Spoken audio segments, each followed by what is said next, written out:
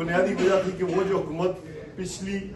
میں تو صرف 6 ماہ کی آزاد کشمیر کے اندر حکومت ملی ہے، جاتی ہوئی حکومت، ٹوٹتا ہوا کشمیر، جب پاکستان اور کشمیر کے درمیان خونی ایک لکیر کھینچنے کی کوشش کی گئی تو اس سے پیچھے جو حکومت بنائی گئی تھی وہ حکومت بنانے والوں نے اور اس حکومت کے وزیر اعظم نے پاکستان اور کشمیریوں کے درمیان ایک نفرت کی خلیج حائل کر دی۔ تو میں یہ سمجھتا ہوں کہ جو معاہدہ کشمیری جوائنٹ ایکشن کمیٹی کے ساتھ کشمیریوں کے ساتھ حکومت پاکستان نے جو معاہدہ جو ان کے مطالبات تھے ان میں سے ان کو فی الفور پورا کرنا چاہیے، اور جو مہاجرین کی سیٹوں کے حوالے سے ان کی تحفظات ہیں تمام سٹیک ہولڈرز کو ان بورڈ لے کے ان کو وہ فیصلے کرنے چاہیے جس سے کشمیری مطمئن ہوں۔ میرے خیال میں کل میں دیکھ رہا تھا کہ شاید صدر پاکستان اور وزیر اعظم